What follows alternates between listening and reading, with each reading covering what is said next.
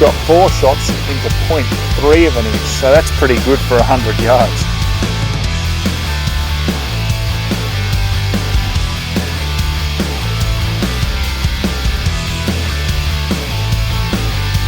(1,003 yards).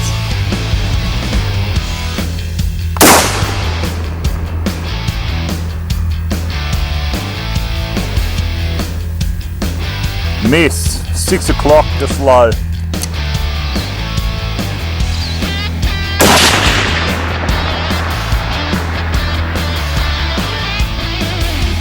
Hit.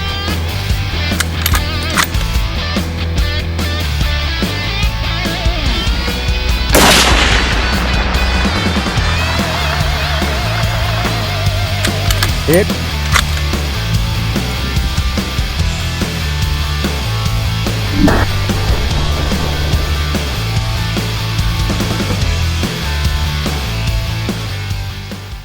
Hey guys, and welcome to Ozzie Reviews. Well, today I'm checking out the Sako TRG M10 rifle. So let me show you what it comes with first of all, and then we'll jump into the technical specs on the actual rifle itself. So we've got a heap of different tools that come with it. So we've got a takedown tool. We've got the wrench for taking down the barrel nut. We've got the bolt takedown tool. Now we've got a heap of extras in various bags here, so I'll just run through that briefly. So we've got a couple of Picatinny rail attachments to put on the fore end. We've got a quick sling attachment, some extra plugs.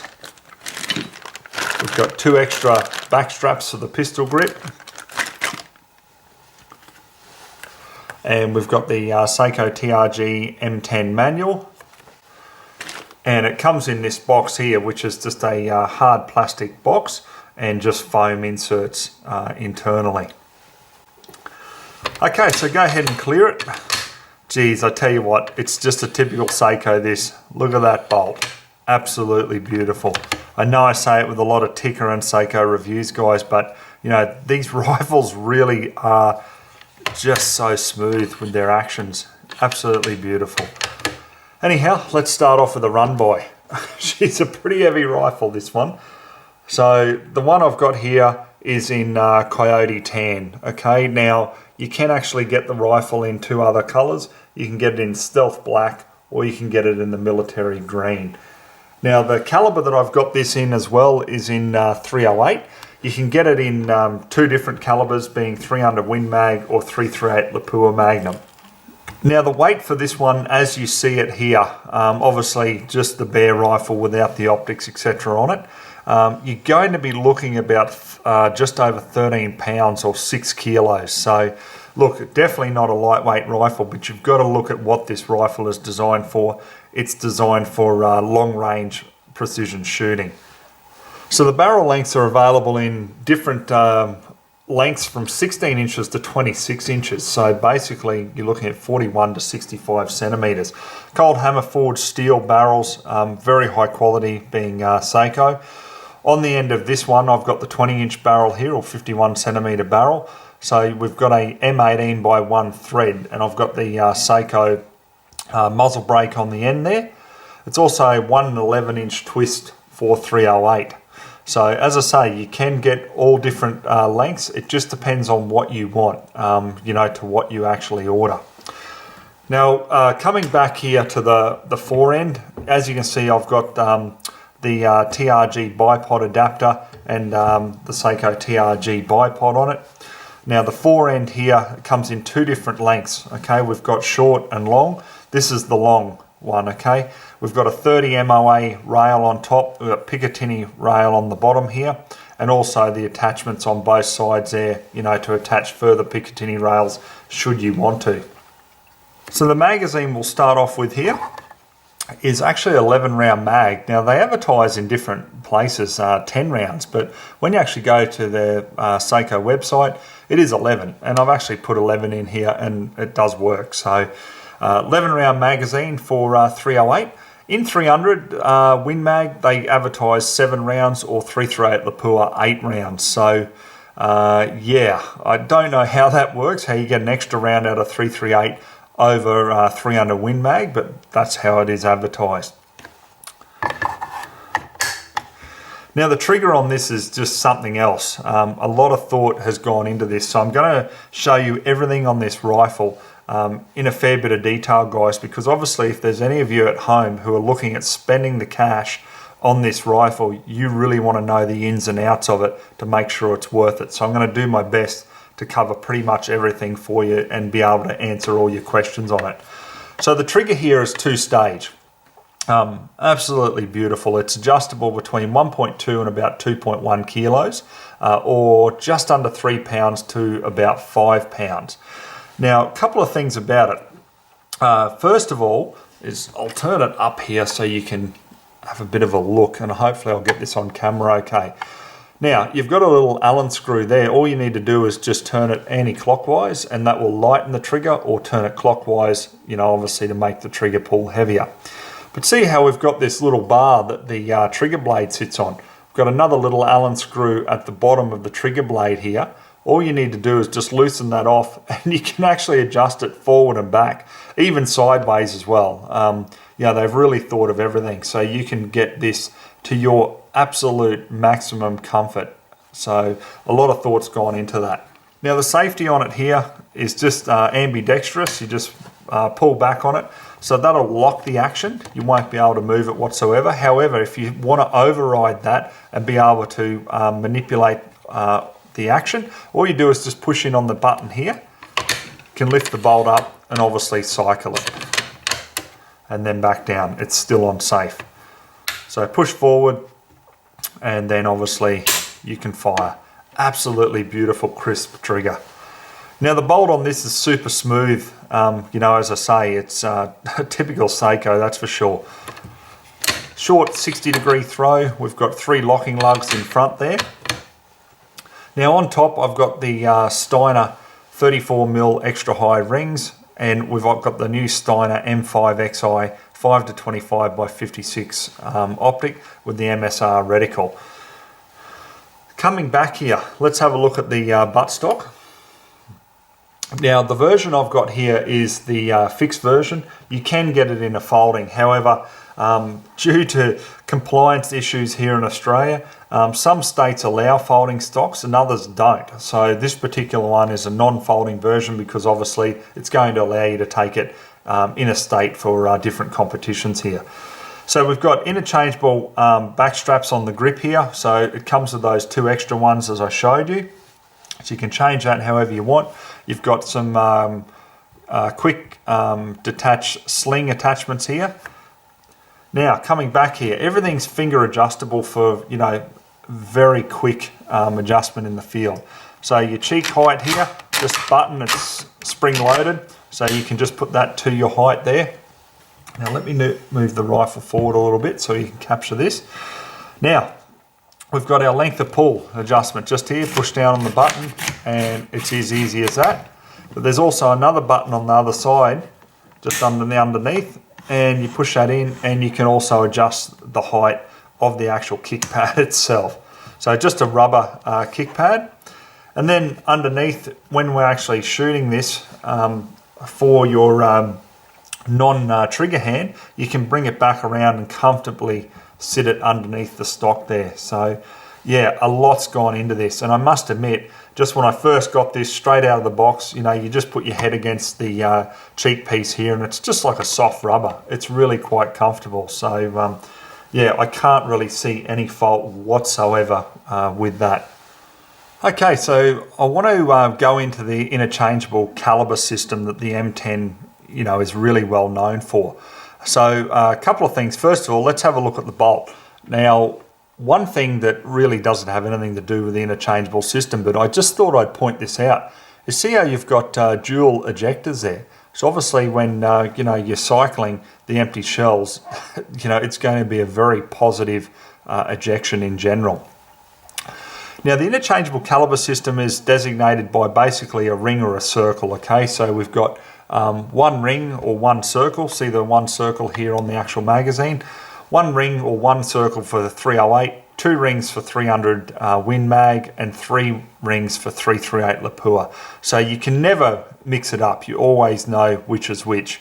Now how do you actually change the calibers? Now I don't have any of the caliber conversion units, so I can't really demonstrate it, guys, but I will take this down to show you how you actually go about doing it.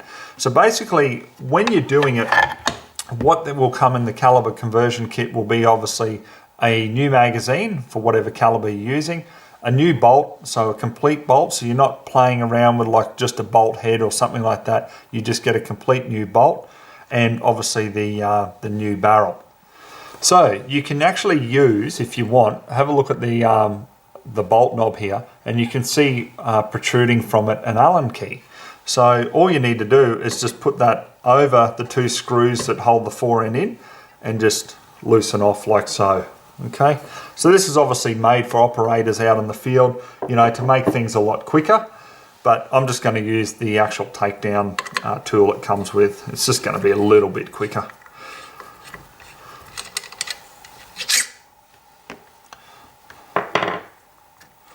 Then underneath here, you'll see a little piece, and there's another screw just there. Have to loosen that off as well.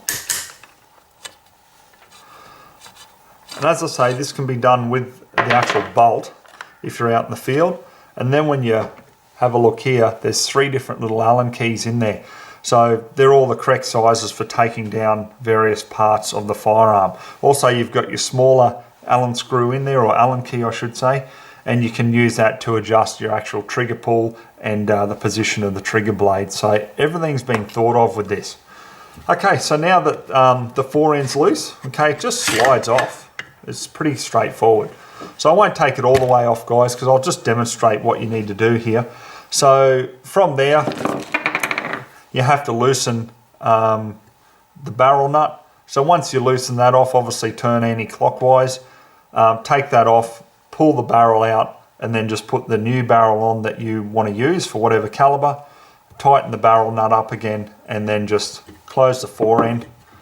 And you'll see on the fore end, it'll be very hard to see it on this video, but there's an actual knob at the top there so that it just lines up perfectly, and obviously that's what you want. We just pop the screws back in.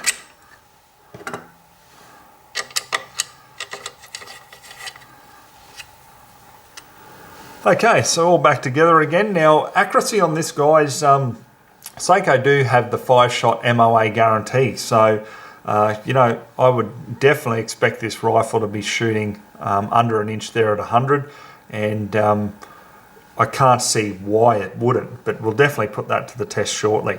So price-wise, this is the big thing that's going to either make or break you. You're looking at about $20,000 worth here, right in front of me as I've got it here, with the bipod, the adapter, the scope, the rifle as you see it. Now, look, it's not an exact price, that's just a rough price for you guys, because look, shop around, you'll get different prices, and depending on what accessories you put on it, what scope you put on it, is going to change it dramatically. But basically, the base rifle is just over $15,000 here in Australia. Definitely not a cheap rifle, because it is targeted at military snipers, police operators, and also people who are into some serious long-range shooting. So it has a lot of benefits which are for outdoor use, in the sense of, being rugged. I mean, everything here is just hard as can be, and even the polymer on it, you can see that it's made to take the knocks, for serious use. So anyhow, enough talk about it, guys. I think I've pretty much covered off on everything. Let's get out on the farm now, get this sighted in, and see how it shoots. Okay, so we've got 4 different types of match ammo, guys. So we're going to start off with the Federal Premium in the 168 grain Match King. Then we'll go to the Australian Outback ammo, which is also the 168 grain Match King. Then we'll go to the RWS Target Elite, which is a 168 grain match projectile. And then last of all, we'll try the Sako ammunition, which is called Race Head, but it's a 168 grain match projectile as well. So we've got a target up there at 100 yards. We're going to put 5 rounds of each different ammo through and just see which one the Sako takes a liking for.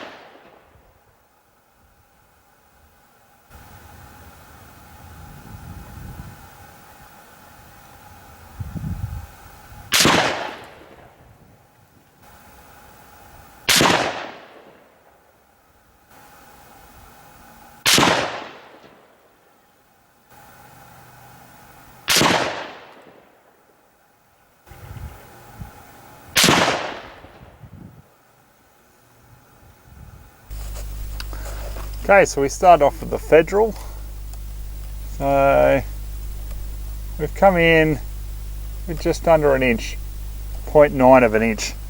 We come down to the Outback ammo. I mean, damn, I'm really annoyed that we just had that one flyer, but let's measure it how it is.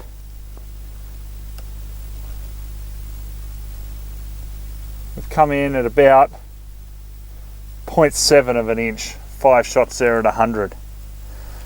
Now up to the RWS, it's going to be about the same there. We had a couple of holes, just hole through hole.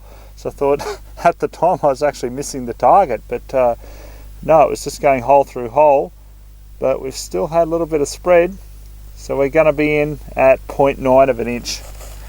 Then when we come down to the Sako ammunition, it's going to be about the same story there, I'd say.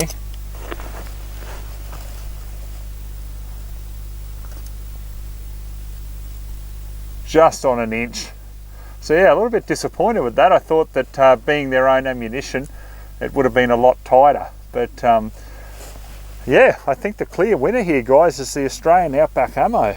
I mean, that's pretty good. If we didn't have that flyer there, we've got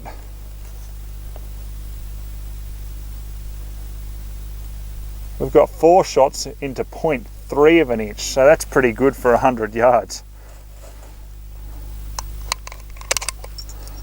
So the loading of the mag, guys, has really been quite easy, and the actual functioning of the action, I haven't had any fail to ejects, no fail to loads or anything like that. Now obviously having those double ejectors on the bolt, I mean those empty shells really come flying out, so yeah, you wouldn't expect anything less.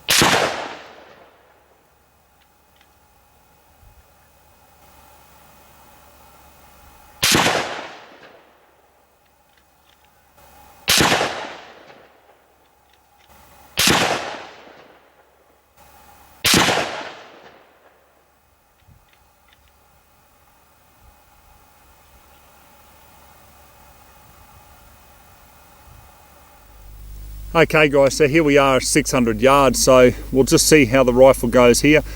Obviously I don't expect it to struggle too much at this distance. We should get some pretty good accuracy.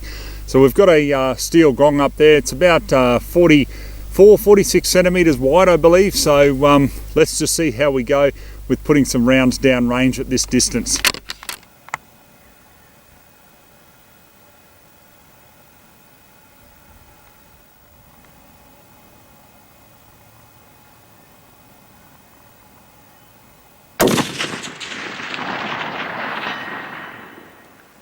Hit.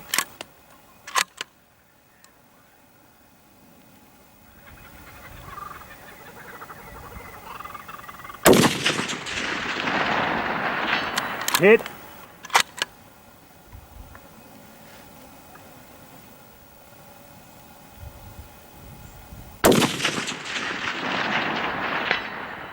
Hit.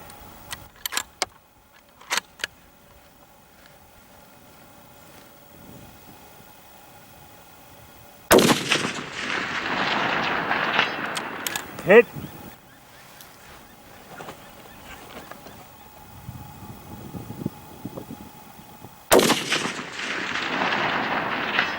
Hit.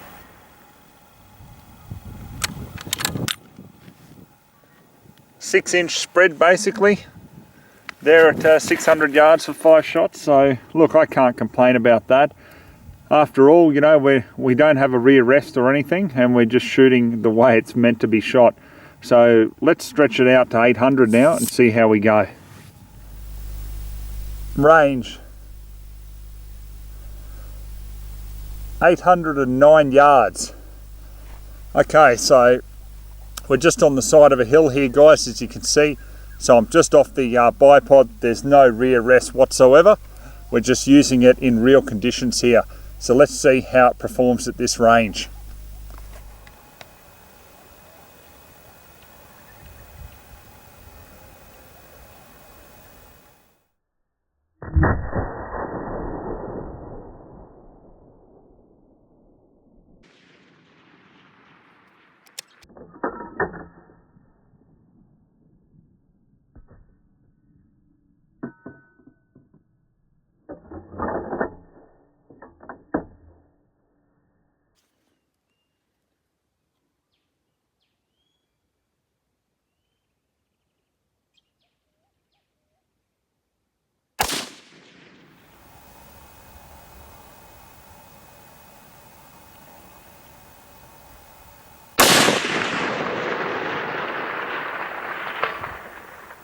Hit.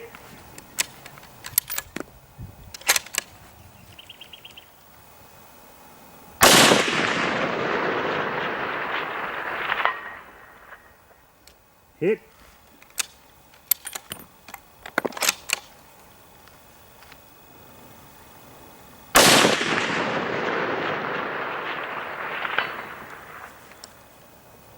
Hit.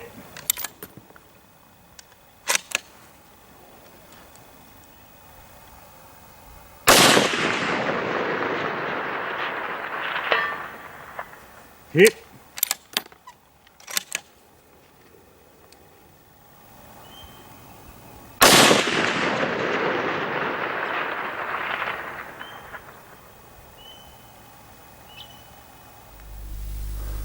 Range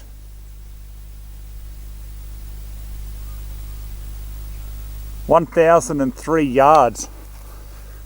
Okay, this is going to be very interesting guys, because we've got a little bit of rain happening. The wind's picking up, dropping, picking up, and obviously it's coming over for a storm. So I'm thankful if we get the rain, because we certainly need it. But it's going to make this a little bit more challenging. So let's just see how I go here at 1,000.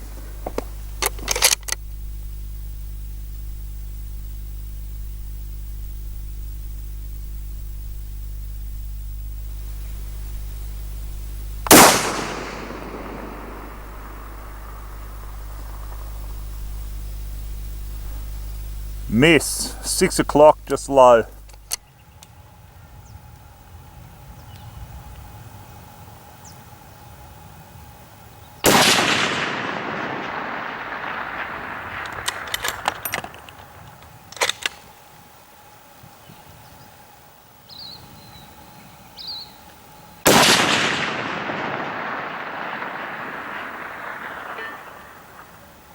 Hit.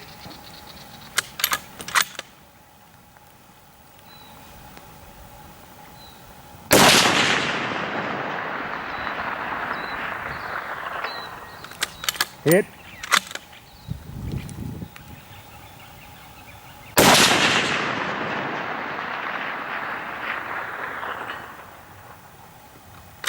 Hit.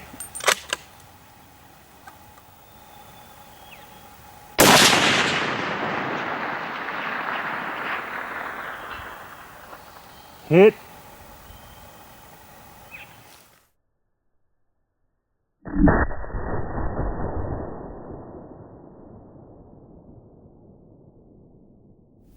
Okay guys, so here we are. We've got the results here at 1,000. So we've got 1, 2, 3, 4 shots on. I thought I had a fifth here, and you can see a little nick, but we had movement through the scope anyway, so I thought I'd hit it the 5 times, but we've run out of ammunition now, so we have to wrap up. So in my final thoughts on this rifle, guys, yeah, the more you start to use this rifle, the more you realize what an absolute tack driver of a system that it is. Look, it's not for everyone, especially at that price. If you do want to get into a Sako TRG, but you don't want to spend the money on the M10, well look, go for the TRG A1. You know, you've got virtually the same chassis, but it doesn't have the interchangeable caliber system, and you can save yourself about $6,000 here in Australia doing that. But if you want something with the interchangeable caliber system and the real deal, you know, like the top of the line, the M10 definitely is it. Everything about it, you know, you can see that there's been a lot of development go into this, especially when you're shooting at long range. Just little things, you know, like the bipod, for example, you know, like just gripping on that uneven terrain. The bolt handle with the manipulation, you know, just felt good, even when I was shooting from the hills there on a slope, on an angle. The bolt, ridiculously smooth, you know, just having that safety just there to put back and then push forward. The adjustable trigger, the adjustments here on the rear stock really come into play when you're shooting long range. A few times there I had to make adjustments so that I was just completely comfortable, but you know, having the piece under here where you can put your non-preferred hand and just comfortably put it there, you can really steady the rifle. Even the kick pad here, you can see I've raised it a little bit because as I started shooting long range, obviously the rifle's pointing up, so I wanted the kick pad to come up higher to fit comfortably into my shoulder, and you can just do it. There's really nothing I can fault about this rifle whatsoever, and I mean, for the price, I mean, really, would you expect any faults? The only complaint that I have is that it doesn't come in 6.5 Creedmoor as yet. Who knows, maybe they'll develop something, because they make the TRG A1 in 6.5 Creedmoor. So I'd really like to see it in 6.5 Creedmoor. When you're talking 308, 6.5, look, I've tested it myself, and I was a 308 man through and through. At long range, the 6.5 Creedmoor definitely excels over the 308, so I'd like to see that. But anyhow, guys, look, this is it in all its glory. If you want the best of the best, you can't go past the M10. That's my final thoughts on it. All right, guys, hope you enjoyed the review. So till next time, we'll catch you then.